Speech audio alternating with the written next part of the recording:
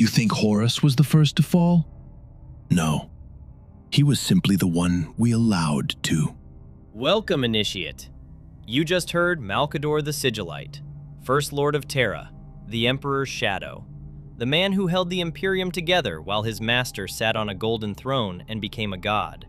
You're receiving a classified transmission from the Illuminati Broadcast Network. What follows is not speculation.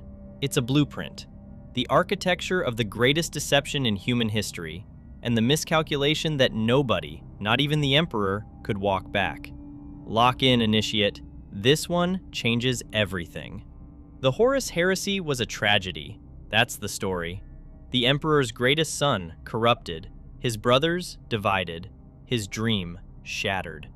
10,000 years of endless war, all because chaos whispered the right lies at the right moment on a ship called the Vengeful Spirit. It's preached in every cathedral from Terra to the Eastern Fringe. It's the wound that defines everything humanity has become.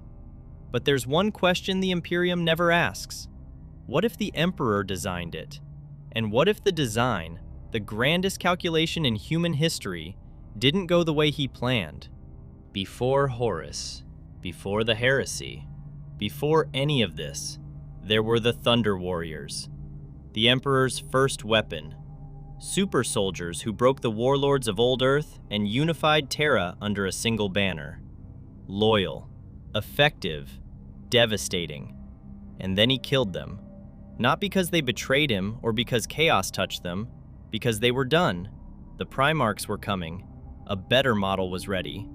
So the Thunder Warriors were purged, discarded at the moment of their greatest triumph, erased from the historical record entirely. Does that feel like a man capable of being surprised by betrayal? Or does it feel like a man running a very long, very cold calculation? He built something powerful. He let it serve its purpose. He removed it, without hesitation, without grief. The question is, which Primarch was next on the list? The sanctioned version blames chaos for the Primarch scattering, a catastrophe beyond anyone's control. Then the lore corrects itself. Erda, one of the women who created the Primarchs, scattered them deliberately, to hide them from the Emperor. But here's what that story buries. The Emperor found every single one of them. Now look at where he found them. Angron on Nuceria, enslaved. Wired with the butcher's nails, implants that carved out empathy and replaced it with permanent rage. When the Emperor arrived, Angron's only family were dying on a hillside, surrounded, outnumbered. The Emperor teleported Angron away and left them to die. He took his weapon and walked away from everything that weapon had ever loved. Lorgar on Colchis, raised in a theocratic world, groomed from birth to worship, built at the cellular level to believe. Magnus on Prospero, a world of scholars and psychers, where raw power was currency and restraint was somebody else's problem. Each homeworld didn't just shape its Primarch. Each homeworld targeted the exact flaw that would eventually destroy him. Was that coincidence? He built the Emperor a religion. Billions of voices raised in devotion. And Lorgar believed, because he was built to believe. The Emperor's response? Total, public annihilation. The city of Monarchia razed. Lorgar forced to kneel in the ash of his greatest work, in front of his own survivors, in front of Guilliman's legion.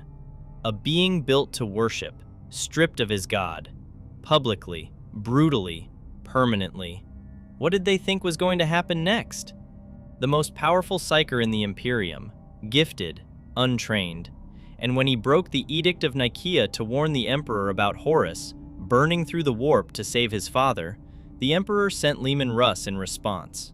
But the order was not to destroy Prospero. The Emperor commanded censure, retrieval, a reckoning, not an execution. It was Horus who changed that order. Horus told Russ the Emperor wanted Prospero razed and Magnus destroyed.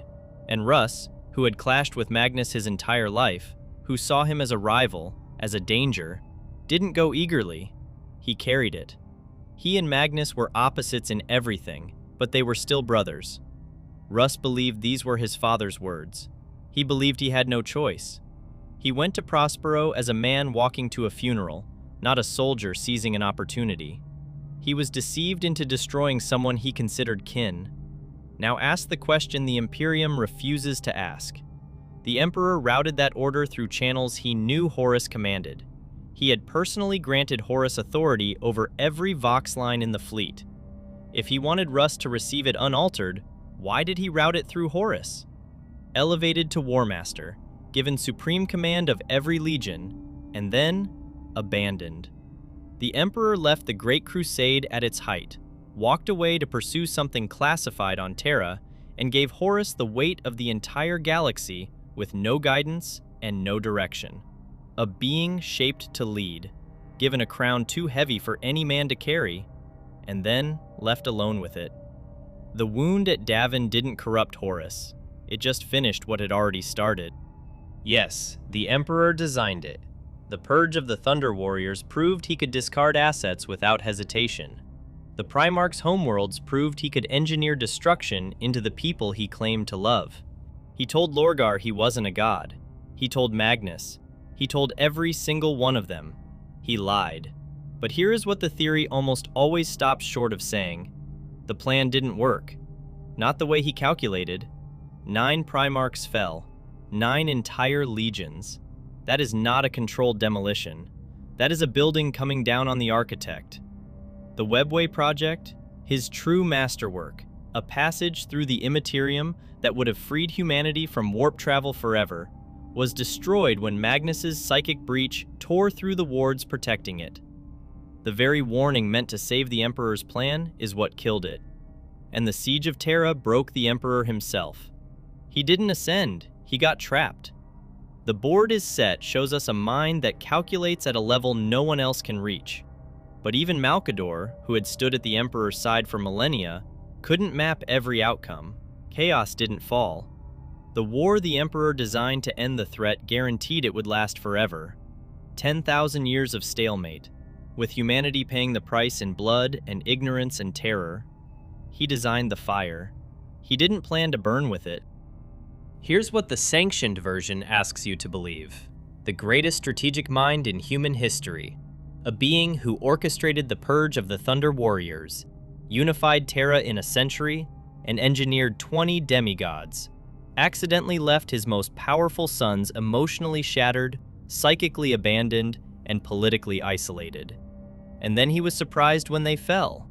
That's not a tragedy, that's a cover story. But even the cover story has cracks. The Emperor ran his calculation, he moved his pieces. And somewhere between Monarchia and the Vengeful Spirit, something slipped. Too many sons fell, too many legions turned. The Webway collapsed. The throne became a cage.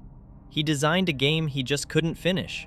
10,000 years later, the Emperor sits silent on the throne of dying light.